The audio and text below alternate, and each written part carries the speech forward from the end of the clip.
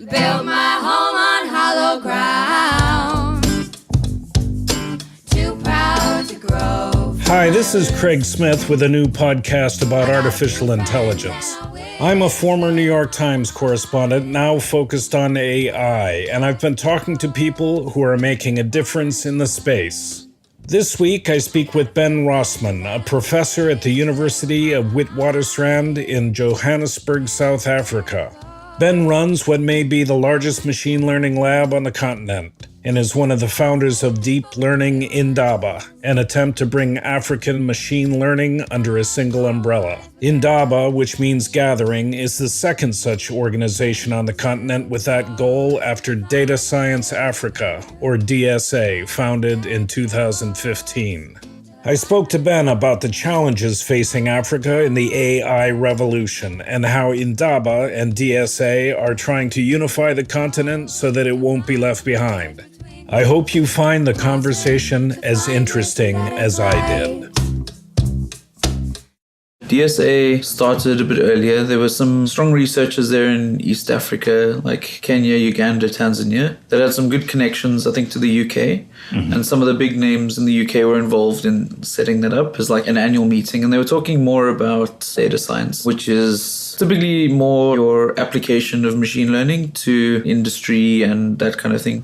In one sense, it's more like trying to pull insights out of data. So that's been going on for a few years now. And then the Indaba we started 2 years ago as primarily a summer school. An intense week of training, of kind of very in-depth technical discussions and practical sessions and so on. So it was firstly a way to bring people into the African machine learning community, at the same time building that community. But now, as it's maturing a little bit, those two groups we're trying to find ways of bridging the gap between them. So, like, for example, we've set up a Machine Learning and Data Science Africa mailing list meant to reach out to everybody. And a lot of people that have come to one have gone to the other as well, and vice versa. So they're not competing programs. They're very much aligned in the mission they're trying to carry out. It's just being done in slightly different ways.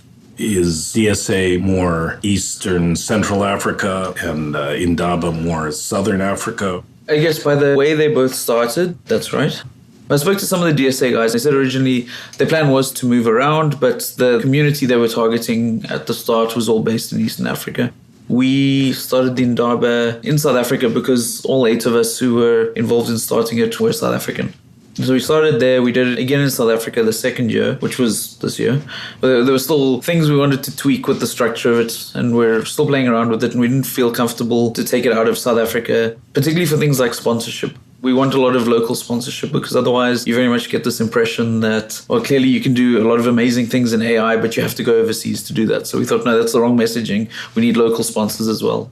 So we did it twice in South Africa, but the plan is then to move it around because the whole tagline is to strengthen African machine learning. So it'll be in Nairobi in Kenya next year, partially leveraging the fact that DSA has been fostering a community in that part of the continent. And where's the funding? Is it national governments funding this or private companies? All over the place. I mean, firstly, there's entrance fees for attendees, except for students, but that's not actually a primary source of income. It's been mainly sponsorship. So we've had a lot of sponsorship internationally. Like the international community has been amazing. Like a lot of the big tech companies have poured quite a bit of money in. And then we've been spending a lot of time going to South African companies, ranging from a lot of the banks to insurance companies and then even to startups to get sponsorship from them. Because again, it talks to our bigger mission, which is to build a whole ecosystem around machine learning across Africa. So we want participants from all sectors and all parts of society. So that's been quite an important drive for us as well. And then that links in quite nicely through things like recruitment and so on. Because if you want to grow this community, people need to see that going into this gives you viable career options and all sorts of things like that. And so the goal is to build up competency on the continent, to give opportunities for people to study on the continent as opposed to everyone going to the US or China or Europe. So there were a few things. One of the concrete facts that we looked at when we started was that, as far as we could tell, there'd never been an African paper at NeurIPS. And being the big flagship conference, obviously there'd been African authors, but they were all based at international institutions. Yeah. And that was something that had always irked all of us. And that was purely from an academic point of view. We thought, there's clearly something wrong here and we have to change things.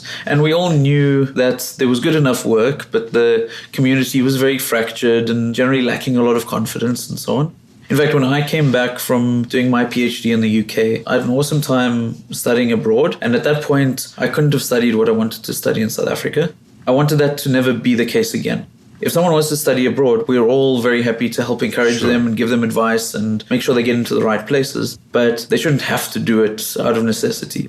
So we've all got all these different ideas of how to try and grow the ecosystem back in Africa. And one of them was to start upping the quality of research. But at the same time, there's a big focus on other aspects. So there's startup companies, people working on various side projects that have some sort of societal benefit. And we thought if we could upskill all these people and get them competitive with people doing the same kinds of things elsewhere in the world. And in fact, in many cases, it hasn't been that much about upskilling. It's been almost the soft skills and the confidence and that kind of thing. With the amount of material available online at the moment, we'll have these applicants coming from countries that you basically didn't even know had a university. When they say the kinds of projects they're working on in their spare time, it's on a par with anyone anyway. And it's kind of mind-blowing. So kind of crystallizing the community together. And we've done a few things like we encourage all the students to present posters during the Indaba. And this year we had a session on how to write a good research paper and that sort of thing, which I think has really changed people's perceptions. Now suddenly these guys are at this conference here and they look around and say, whoa, I can do this. I'm going to come back next year. I'm going to write a paper and be here next year. And there's just these few psychological factors that need to change. But without this big force externally, it's a very hard thing to achieve. What kind of cohort is there in Africa? I mean, I've talked to people in China about how many qualified researchers there are in China or how many qualified researchers there are in North America. Do you have a sense of numbers? I wish I did. It's not huge. When I went overseas, I was in a very big master's program and I had this strange realization that my fundamentals were probably as strong as, if not stronger than people from anywhere else in the world, but I hadn't been taught anything that had been invented in the last 30 years. And I think that's the practicalities of when you've got quite old departments and very small. Now what we've seen is, possibly with the whole deep learning boom and everything, a whole lot of really young, enthusiastic people coming into the departments and getting really excited about machine learning and deep learning and data science. And I think that's driving a lot of change, definitely in South Africa. I don't know the extent to which around the rest of the continent, but there's definitely communities across the continent. So as part of the Indaba, we had another initiative called the Indaba X, where we had a call for applications for anybody from any country to host a small local event where all the local organizing was left up to them. And we would give them a little bit of financial support and then help find speakers and that sort of thing. We didn't even tell them what formats to run. We ended up having 13 satellite events ranging from Zimbabwe to Sudan, which was phenomenal. It was so exciting. And now we've got the call out for this year as well. And we're hoping to get 20 plus as well, which means that there's these 15, 20 pockets of excellence that are starting to develop in different countries. We want to try and foster those and build the networks between them. Because again, there's people of amazing quality in all these countries. We had incredibly tight vetting and review procedures for all our applicants. From across the continent, there were phenomenal people. So I think if we can just drive putting these groups together, I expect that to have a rather large impact. What's the largest machine learning department or machine learning program? Right.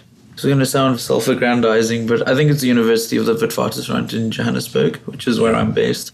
It's one of the two most prestigious universities in South Africa. And South Africa, just by virtue of history and economics, is in a particularly good position as far as academia goes. And we've been putting in a particularly big push into machine learning at our university, at least from the point of view of published research. For the last couple of years, we've been starting to appear at all the big AI and machine learning and robotics conferences, and there hasn't been much African presence there at all, but now we're regularly appearing at these conferences as our research lab, and now we're trying to partner with other labs across the country to get them to that same state as well. How big is your program or the program at that university? It's a bit complicated because there's a lot of activities going on in different schools, ranging from maths to stats to the various engineering departments and so on. We're actually at the moment trying to find structures that can bring everybody together to stop siloing effects. But we kind of start with the machine learning at third year. So I teach a third year course to the computer science students. And we have roughly about 80 students in that cohort. And then there's various master's programs as well. So we've now set up a master's in data science, master's in artificial intelligence, master's in robotics. I don't know all the numbers, but I teach an honors robotics course and we get about 20, 25 students in that. But in terms of trained researchers across the continent, we're talking hundreds or thousands? I would say people that are active in machine learning, hundreds and low hundreds at that. Yeah, I'm pretty sure it wouldn't be that difficult to compile the list. Yeah. Yeah, I mean, the reason I ask is because this stuff is working its way into the economy and it's going to have a huge economic impact. And countries or continents that don't have the competency are going to be at a disadvantage. Is that one of the concerns? Yeah, exactly. We've got all sorts of historic imbalances that we're still trying to address in Africa at large. And at the opening address of the Indaba last year, our vice chancellor at the university came and gave the opening talk. He'd just come back from a trip to China where he'd seen all the efforts they were pushing into AI. And he said he had this terrible sense of foreboding that we're busy focusing on still trying to right the wrongs of the past. We're about to get left behind on the biggest explosion of innovation in human history. So we've been really motivated by that kind of vision, going and talking to the banks and the big corporates. South Africa, especially in Johannesburg, the financial sector is very strong. And, I found a few years ago, all the banks suddenly decided they need data science teams. Now, in the last year or so, they've all decided they need AI teams. But that talent isn't there. So we're trying to partner with them to do various things, such as get them to help sponsor students. We're looking into programs to help upskill people that are already working in those environments, to equip them with more of the machine learning skill set. But are there countries in Africa that have well-articulated AI development strategies? It's a hard one to answer. Or even funding. I don't think at this point it's a very well-coordinated effort, but there's certainly more and more recognition that this is an important area to be funding. I don't really know as far as the rest of the continent goes, but there's various things like in our discussions with Kenya, both previously for the Indaba X there, and now with them going to be hosting the Indaba next year, as well as Sudan when they held their Indaba X. There were discussions that those teams on the ground were having with their governments, that they were interested in getting involved and trying to push these efforts. And it sounded very positive, their viewpoints towards AI. The other place that I've heard is taking it very seriously is Rwanda, where they're apparently very forward-looking and thinking on issues around technology and innovation, but I don't have any first-hand experience there. What about Nigeria? So Nigeria is an interesting one, and we've been struggling a bit with Nigeria, almost just to penetrate into the networks there. We struggled last year. We had very few Nigerian attendees. We didn't manage to get an Indaba X there. But as of this year, we've started getting the connections there. People are starting to propose these sorts of things and getting involved in the communities. I still don't have a strong handle on what's happening there. From what I understand, there's a lot of activity, incredibly uncoordinated. There's so many universities and so on. But I don't get the feeling that there's any overall push in this direction. I suspect you need some sort of critical mass at the kind of researcher level before that starts happening. And my suspicion is that's not there yet. Beyond the competency, is the research that's being done state of the art? I mean, current? That's a question that we've all been grappling with. Annoyingly, the way that the incentives are set up is that you get more credit for publishing a paper in the South African Journal of No One Will Ever Read This than for going to like a major international conference and presenting your work to your peers. So again, a group of us involved with the Indaba have been trying to push back against that. Since I came back to South Africa, I've been pushing that very hard, and we've now been publishing all over the place, and I would say being cutting edge and competitive in that regard. But more and more groups in our network are starting to do that as well, and we're trying to encourage people and help people along that path, because there's a lot of really good work that's actually been done at the Indaba over the last 2 years that you could look around, and there was some phenomenal work there. But again, I think the authors and the students or the academics were just lacking either the confidence or the know-how to actually get the work out there. So quality-wise, I think there's some phenomenally cool stuff, and ranging from fundamental research in reinforcement learning, but also in some application areas like education and healthcare. But generally across the continent, there's a lot of people working on trying to address African problems with machine learning. There's a lot of people that are, in fact, not just research, that are building companies and apps and things to help their communities and so on. Yeah. There's a lot of innovation. And that was my next question. Where is the largest entrepreneurial ecosystem in Africa, but outside of South Africa? So South Africa is very big, and so is Kenya. Again, I don't have the numbers on these things, but there's a thriving startup economy going on in Kenya. A lot of people working in that space as developers and coders and innovating and trying new things. What kind of access do researchers or entrepreneurs have to data in Africa? Is it a fairly open, transparent place? Well, so again, talking about South Africa, we have this Protection of Personal Information Act, which is supposed to guard data in the same way as these laws all around the world are. And it's not always entirely clear that that's the approach that people really follow. If you talk to the right people, you can usually get data quite easily. And we try to do all our due diligence as a university, but it's very easy to come across people who will show you and tell you all the cool things they're doing with their company's data that you're not entirely convinced they should be allowed to do. But I don't think there's much of that across the rest of the continent in terms of regulations. And there's some very interesting data sets that, because more and more there's everything from like census data to satellite data. And I mean, every government's got their own projects that has data. And unfortunately, it's not the case where you can just go and get these data sets. Often it involves knowing the right people and making the introductions and negotiating. But there's certainly interesting data sets, and that's, I think, what's driving a lot of excitement there, because, these can be used anywhere from monitoring different kinds of livestock and crops and these kinds of things to population movement. And so I think that's quite exciting.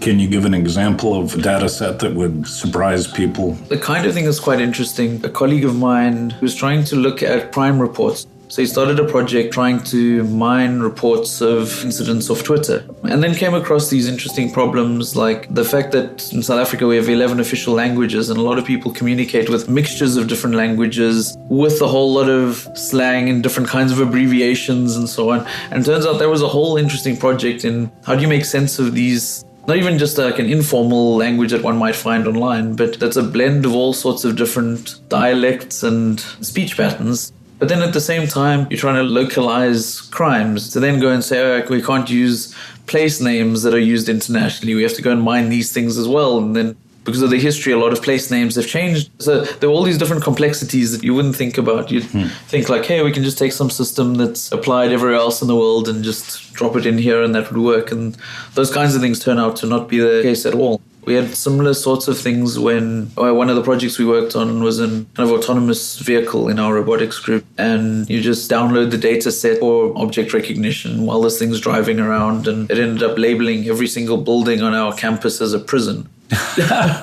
Just based on the architecture from like the 70s of when it was built. And then you'll find like the lighting conditions are different there, so washes out a lot of things. So there's all these like weird problems that pop up that are often unexpected. What's the hope for the future then? That you'll build this community and population of young researchers that'll stay in the continent? Yeah, exactly. And I think there's a lot of compounding effects that we're hoping to get, such as the more excitement there is around this, the more we can get young people to study the STEM subjects and carry these through and become interested in maths and science and so on. But more concretely, we obviously have a lot of problems in Africa, and I think getting these levels of skills seems to be the most direct way to solve this, rather than relying on governments, which typically doesn't work anywhere in the world. You've got a lot of passionate people with all these great ideas to help deal with problems like healthcare and education, transparency and governance, crime, all sorts of problems like this. We've got the technology to do it. We just need the know-how. We need to be able to piece everything together and solve the few difficult technical problems that come along to actually deploy solutions to these things. And I think that could be hugely transformative. Through technology like this, we can find ways to deal with all the crises around poverty and refugee situations and drought and so on. So I really think if we can start producing a lot of people that are passionate, that are very knowledgeable in this area, that are contributing internationally, the second you arrive at a big conference and start talking about these things, other people become aware of these problems and want to get involved. And rather than being a charity case, it's a case of just wanting to be an equal player in an international community where we're also putting forward problems as well as solutions and engaging the kind of academia of the world in these discussions as equals, really. Can you talk a little bit about your research, your reinforcement learning research? What kind of problems are you addressing? Yeah, absolutely. So I think the core research that we work on is more foundational rather than applied. The kinds of questions that we're interested in my lab are around issues of transfer and multitask. So what that really means is you'll see a lot of the work that's done in machine learning is very much around these narrow AI problems. Basically, name a domain, something like Go or chess or whatever it is, and we'll build some sort of intelligence system that will solve that problem exceptionally well, usually better than a human could do it. But to me, that's to some extent fundamentally uninteresting. I want a system that I can then say, okay, and now I want you to solve this. Then I want you to have a conversation about that.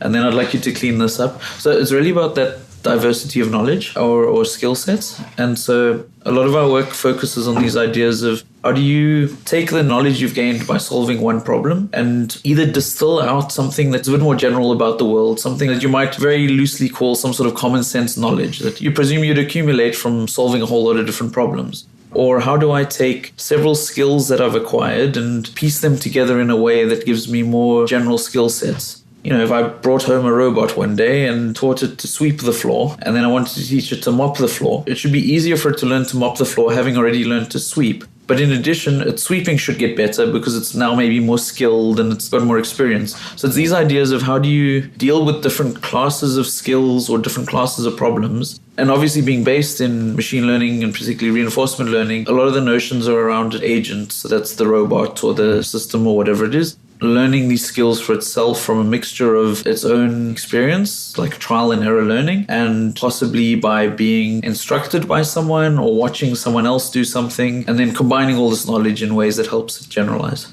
And specifically, can you give us an example of some of your experiments? Sure. So the domains we work on tend to be the standard things people work on in the reinforcement learning community, which is video games and simulated robots and that sort of thing. And that's a limitation in Africa. It's harder to get the physical robots. And the reason we do this is people often think it's kind of weird that we get these intelligent systems to play games. But really, if the problem that you care about is about making decisions, which is really what any of these endeavors is about. You're playing a game of chess. You've got to make a whole sequence of decisions. And the challenge there is it's not like a once-off decision, which looks more like supervised learning. Your decision might be, is there a pedestrian or not? Is this a dog or a cat or something like this? These are decisions where it's a whole sequence of choices you have to make. Where, you play a game of chess and you lose, you get that feedback signal at the end that says you lost. Now, you've got to figure out, was that because I messed up at the beginning? Or did I play badly consistently? Or was I just unlucky right at the end? So to be able to test the algorithms and methods that we're developing, you really want a situation where you can try them out. Then you could say, okay, what would have happened if I've done something different halfway through and try the counterfactuals and the other options and so on.